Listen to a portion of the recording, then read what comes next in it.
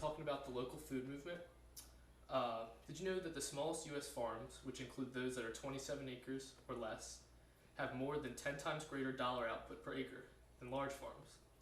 The benefits to supporting the local food movement span farther than just fresh food for yourself.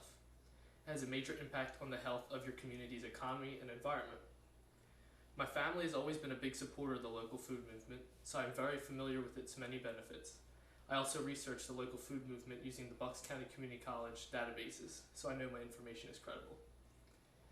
People need to redirect some of their support for large-scale corporate farms and put it towards the local food movement. Some of the points that I'm going to talk about is first, explaining the downfalls of large-scale corporate farms, propose a shift to support from large-scale corporate farms to the local food movement, and show the potential benefits of supporting the local food movement. There are many downfalls with the large-scale corporate farming. According to Al Krebs, in an interview with Hallie Trox from the periodical entitled Environmental Action, he claims these companies are not in the business of feeding people, they're not in the business of providing jobs, they're in the business of making money. They use the use of certain chemicals and farming techniques help farmers earn government subsidized loans, so it's an even more of an incentive for them to use bad chemicals and unhealthy techniques in their farming. These large-scale corporate farms have a negative impact on the environment. Al Krebs, talking about large-scale corporate farms, he goes on to say, where you find a lot of the use of these chemical poisons is in large farms, because they need to keep up with their production schedule. And the reason for this is with like Mother Nature, you can never predict, what's going to happen with the weather, and they can't afford to lose a profit. So they always got to have the bigger, faster growing crops, which means more money for these big companies. These chemicals and antibiotics are causing land to erode, and they're contaminating nearby water supplies and poisoning the plants and animals. Also, the shipping the crops and moving them by truck and stuff, nationally and internationally, increases the use of fossil fuels, which is also one of the major problems with the environment, so they really need to cut down on that. Large corporate farms are destroying the local economies. From an article titled Field of Corporate Dreams, written by Deborah Banks and Catherine Abbey Hodges, they claim the largest chunk of agricultural output, 61%, comes from America's corporate farms, operations that usually produce a single commodity under a contract with a consolidated firm. Local communities supported agriculture accounts for nearly 9% of countries in annual agricultural output. Local community farms and farmers markets cannot keep up with these farming trends, and farms and farmers markets are laying people off and they're losing their jobs. And for small town communities that rely on these, people are losing their jobs, and it's really hurting their local economy. And states like Iowa, who, if this trend continues, they're down to about 140 farms left, and that could shrink, and that's due to large corporate farms taking over them. So that's a direct example of this problem. Now that I've discussed some of the many downfalls with corporate farming, I will now propose a shift for large-scale corporate farming to the local food movement. We need to begin the shift of our support from the large-scale corporate farms to the local food movement. We can start by going to the local farmers markets and farms to purchase our produce and our dairy and our meats.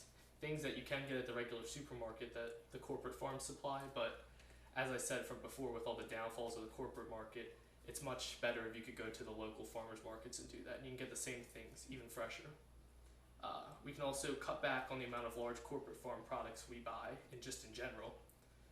Due to the change of seasons, you won't be able to get all you need from the farmers markets, and just for convenience sake, you really can't. So, you can't completely cut back, but as much as you can, you really should try and switch. Now that I've proposed a shift of support from the large-scale corporate farms to the local food movement, I will now discuss the potential benefits of supporting the local food movement. The local farm movement promotes a more natural and healthier lifestyle. According to Brian Hartwell, in an article titled Buying Local is Good for the Consumer, the Farmer, the Plant, he claims, eating local is the easiest way to eliminate suspect food from your diet. It also is the easiest way to cut processed foods with added sugar out of your diet and added fat out of your diet, since there'll be more fresh fruits and vegetables. Local farmers markets offer meats without hormones and antibiotics, as well as food that's not genetically modified, which is a big issue nowadays with they're called GMOs, and people are pushing to buy and eat food without them because they're not safe and they're bad for you.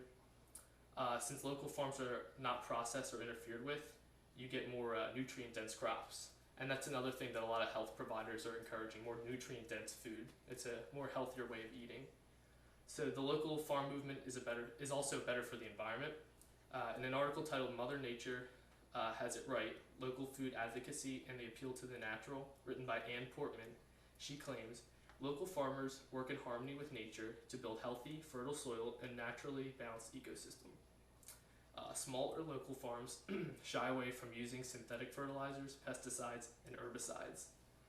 The smaller local farms reduce the amount of fossil fuels used because their food is not shipped or delivered.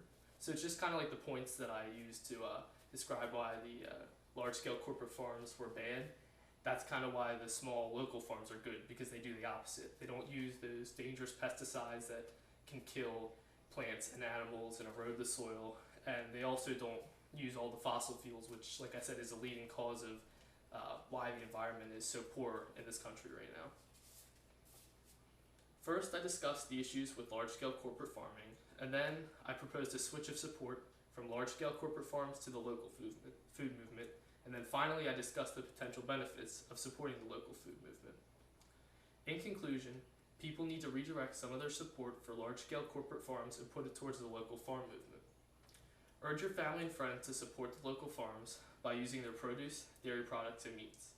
Local farms like the Tanner Brothers Dairy Farm, Solly Brothers Farm, and Shady Brook Farm surround our area and make it even easier for us to support the local food movement. So I challenge each and every one of you to make the switch, whether it's one grocery item or one list at a time.